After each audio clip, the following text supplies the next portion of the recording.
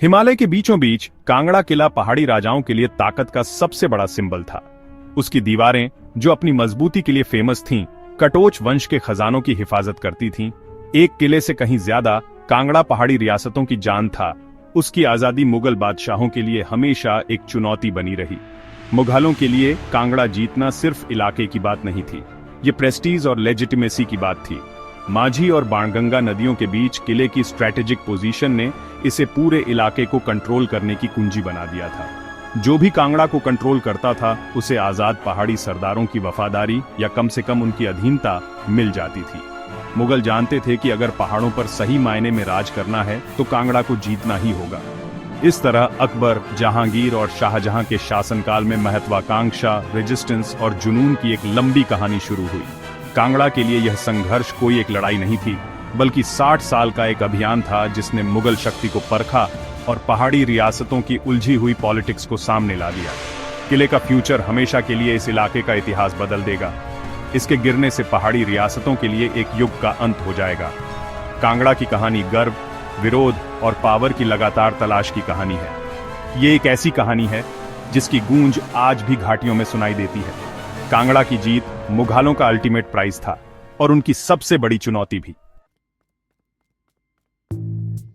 अकबर ने north India के ज्यादातर हिस्से को यूनाइट करने के बाद अपनी नजरें अजेय कांगड़ा किले पर जमा लीं। उसका मकसद पहाड़ी राजाओं को मुगल कंट्रोल में लाना था, उनसे ट्रिब्यूट और वफादारी की डिमांड करना था। अकबर के गवर्नर हुसैन कुली खान ने लोकल राइवलरी का फायदा उठाया। कांगड़ा के राजा जयचंद के खिलाफ गुलेर के राजा रामचंद के साथ हाथ मिलाया। मुगल घेराबंदी शुरू हुई, लेकिन किस्मत ने दखल दिया। पंजाब में एक बगावत ने मुगलों को पीछे हटने पर मजबूर कर दिया। कांगड़ा बच गया, सिर्फ अपनी दीवारों से नहीं, बल्कि पॉलिटिक्स के अनप्रेडिक्टेबल उतार चढ़ाव से। अकबर को समझ आ गया कि सिर्फ ताकत से काम नहीं चलेगा। उसने डिप्लोमेसी की तरफ रुख किया। उसने 22 पहाड़ी राजकुमारों को आगरा में बंधक बना लिया, जिससे उनके पिताओं की बात मानना पक्का हो गया। राजा बिधिचंद, जयचंद के बेटे, ने सबमिट किया और ट्रिब्यूट दिया, लेकिन किला खुद अनकॉन्कर्ड रहा। मुगलों ने इनरोड्स बना ली थीं, लेकिन कांगड़ा का दिल अभी भी आजादी से धड़क रहा था। अकबर के अभियान ने पहाड़ों की रेजिलियंस और इंपीरियल पावर की लिमिट्स को दिखाया। किले की लेजेंड सिर्फ बढ़ी। कांगड़ा के लिए संघर्ष अभी खत्म नहीं हुआ था। अकबर की महत्वाकांक्षा को पहाड़ों में उसका मैच मिल गया था। प्राइज अभी भी पहुंच से बाहर था। अकबर ने 1582 में फिर कोशिश की। राजा टोडरमल को कांगड़ा पर कब्जा करने के लिए भेजा। टोडरमल की स्ट्रेटेजी थी किले को भूखा मारना, उसके आसपास की फर्टल जमीनें जब्त करना और सप्लाई काट देना। जैसे जैसे मुगल कंट्रोल टाइट होता गया, राजा बिधिचंद पर प्रेशर बढ़ता गया। फिर भी एक बार फिर दूर की घटनाओं ने दखल दिया। बंगाल और बिहार में एक बगावत ने टोडरमल को वापस बुलाने पर मजबूर कर दिया। घेराबंदी छोड़ दी गई और कांगड़ा किले ने एक और क्लोज कॉल से खुद को बचाया। मुगलों ने एक फुटहोल्ड बना लिया था, लेकिन किले की दीवारें अनब्रोकन रहीं। पहाड़ी राजा हालांकि ट्रिब्यूट देने पर मजबूर थे, अपने सॉवरेंटी के सिंबल से चिपके रहे। अकबर के अभियानों ने पहाड़ों और साम्राज्य के बीच के रिश्ते को बदल दिया। अधीनता में डिफायंस मिला हुआ था। हर फेल हमले के साथ कांगड़ा की इनविंसिबिलिटी की लेजेंड बढ़ती गई। किले को एक नए बादशाह का इंतजार था, एक ऐसे बादशाह का जिसे और भी ज्यादा ऑब्सेशन था। मुगल ड्रीम टल गया था, हारा नहीं था। पहाड़ रेस्टलेस रहे। कांगड़ा का फ्यूचर अधर में लटका था। जहांगीर, अकबर का बेटा, अपने पिता का कांगड़ा के प्रति जुनून विरासत में मिला था। जहांगीर के लिए किले को जीतना पर्सनल ऑनर की बात थी। 1615 में उसने अपना पहला अभियान शुरू किया, जिसका नेतृत्व पंजाब के गवर्नर शेख फरीद ने किया। मुगल सेना को हाश इलाके और अंदरूनी राइवलरी से जूझना पड़ा। उनके कमांडर मुर्तजा खान की मौत ने फोर्स को तितर बितर कर दिया। कमजोरी को भांपते हुए पहाड़ी सरदारों ने पलटवार किया, जिससे मुगलों को पीछे हटना पड़ा। जहांगीर का पहला प्रयास फेलियर और ह्यूमिलिएशन में खत्म हुआ, लेकिन हार ने सिर्फ उसके डिटर्मिनेशन को बढ़ाया। उसने नए सिरे से प्लानिंग शुरू की, एक ऐसे लीडर की तलाश की जो पहाड़ों को समझता हो और कांगड़ा को आइसोलेट करने की स्ट्रेटेजी जानता हो। बादशाह का जुनून गहराता गया। किला अनकॉन्कर्ड रहा। जहांगीर की महत्वाकांक्षाओं को हॉन्टिंग करता रहा। जहांगीर का अगला कदम नूरपुर के राजा सूरजमल को कांगड़ा के खिलाफ कैंपेन का लीडर अपॉइंट करना था। हालांकि सूरजमल की अपनी महत्वाकांक्षाएं थीं, उसने अपनी पावर बढ़ाने का एक मौका देखा, मुघलों की सेवा करने का नहीं। घेराबंदी की तैयारी का नाटक करते हुए उसने मुगल कमांडरों के बीच फूट डाली और अकेले कंट्रोल हासिल करने के लिए पैंतरेबाजी की। एक बार इंचार्ज होने के बाद सूरजमल ने मुगल रिसोर्सेज को अपने राइवल्स पर हमला करने के लिए डाइवर्ट कर दिया और खुले तौर पर बगावत कर दी। जहांगीर धोखा खाकर कांगड़ा कैंपेन को छोड़ने और सूरजमल के विद्रोह को कुचलने पर फोकस करने के लिए मजबूर हो गया। यह बगावत साम्राज्य के लिए एक बड़ी शर्मिंदगी थी। पहाड़ों में कैओस फैल गया और कांगड़ा अनटच्ड रहा।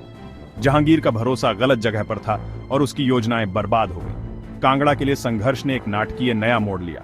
अल्टीमेट प्राइज अभी भी पहुंच से बाहर था।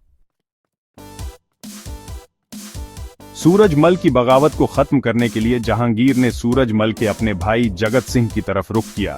राइवलरी और महत्वाकांक्षा से प्रेरित होकर जगत सिंह मुगलों के साथ मिल गया। नूरपुर को अपने लिए क्लेम करने के लिए उत्सुक था। मुगल जनरल सादिक खान के साथ उसने सूरजमल का लगातार पीछा किया, धमेड़ी और फिर मोकोट पर कब्जा कर लिया। सूरजमल गुमनामी में भाग गया और बगावत कुचल दी गई।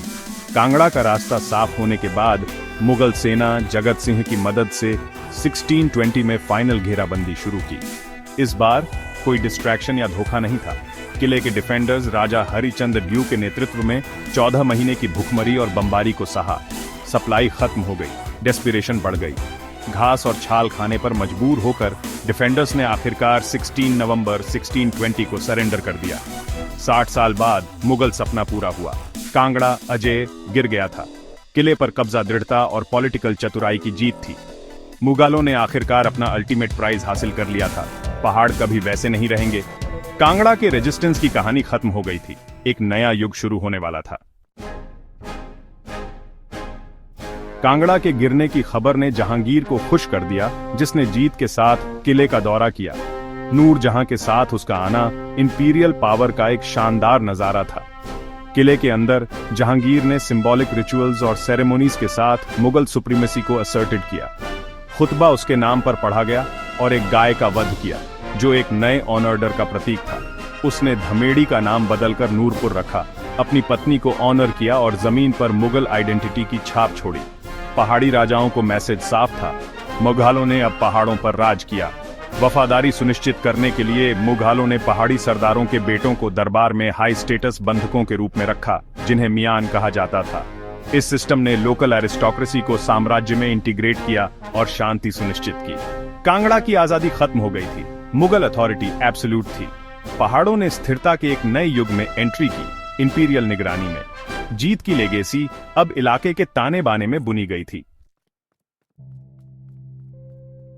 कांगड़ा किला एक मुगल गढ़ बन गया, जिस पर किलादारों नामक इंपीरियल ऑफिसर्स का शासन था। पहले नवाब अली खान और उनके उत्तराधिकारियों ने किले, उसकी गैरिसन और आसपास की जमीनों का मैनेजमेंट किया।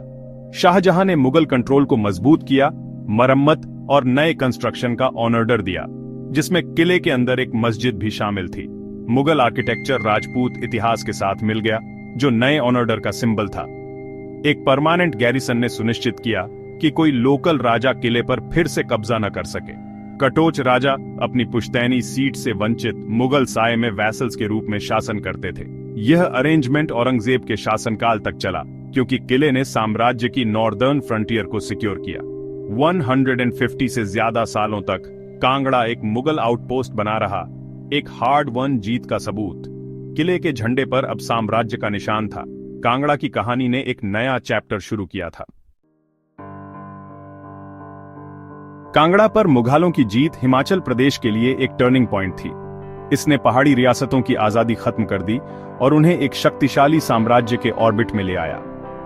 बंधकों और ट्रिब्यूट की सिस्टम ने लोकल पॉलिटिक्स और कल्चर को फिर से शेप दिया, मुगल और पहाड़ी परंपराओं को मिलाया। पहाड़ी school on off painting flourished हुआ, जो इस फ्यूजन को दर्शाता है। फिर भी कांगड़ा का लंबा रेजिस्टेंस पहाड़ों के लिए गर्व और आइडेंटिटी का एक सोर्स बन गया। विरोध और धोखे, महत्वाकांक्षा और सहनशक्ति की कहानियां लेजेंड बन गईं। मुगलों ने राजाओं के बीच डिवीजनों का फायदा उठाया, जो फ्यूचर जनरेशंस के लिए एक सबक है। 60 साल का संघर्ष सिर्फ एक फुटनोट नहीं था, इसने इलाके के इतिहास को डिफाइन किया। कांगड़ा के पत्थर अभी भी साम्राज्यों, जुनून और जीत की कीमत की फुसफुसाहट करते हैं। किला एक एपिक सागा का एक खामोश गवाह है, एक जिसने पहाड़ों की डेस्टिनी को शेप दिया,